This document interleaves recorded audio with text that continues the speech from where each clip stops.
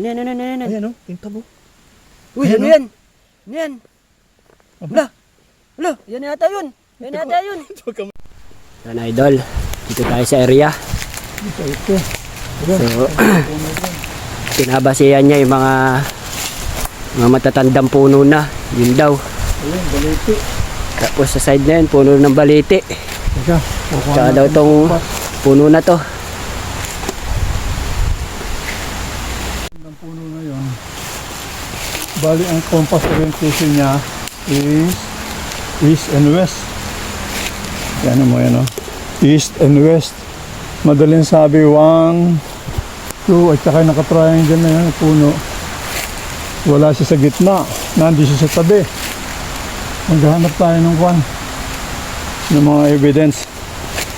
Gagamitin natin ito ng ano.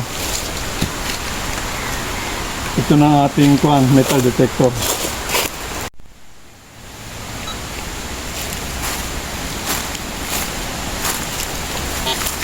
Magtitingin daw tayo guys kung saan yung tinuturo nung tatlong matatandang puno. Eh? Tapos. Dala rin. Wala. Ayun. Yun.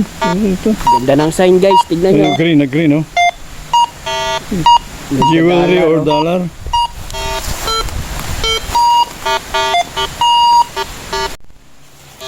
Battery, mina na. So, malolobat na yung gadget guys. Hinihigop yung energy, oh. Hinihigop daw yung energy. So nakikita nyo yung pagtunog. Ayan guys, oh. Nagda-dollar sign, ibig sabihin gold bar. Pakaganda ng tunog. Uy, dito na yata yan. Dito na yata yun. Yan guys. Dito sa area na to, giveaway lang daw yung number ito guys. So sana mababaw lang talaga to. Babaw lang sana talaga.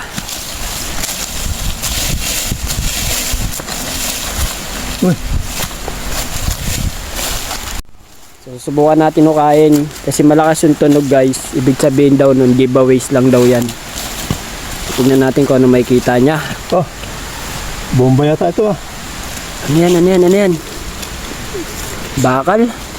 Baka bomba ito. Baka tubo yan ng ano, ah. Dandanin ko. So guys, may nakita siya bakal na bilog, oh. Ano kaya yan?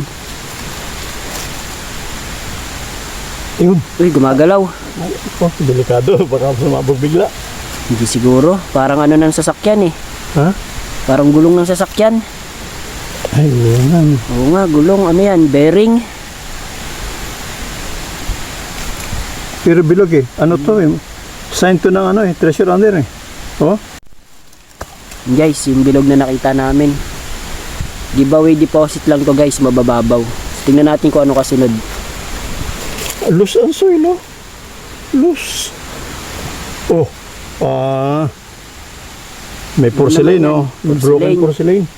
Kagaya nung nandun. Sa isang puno. Ito yung tinuturo. May nakita, ano kaya ito, no? Ah, wow. Kunin mo to. Ano yan? Ayan, oh. Yung tabo. Uy, Ayan, ano oh. yan? Ano yan? Aba. Hala, yan yata yun.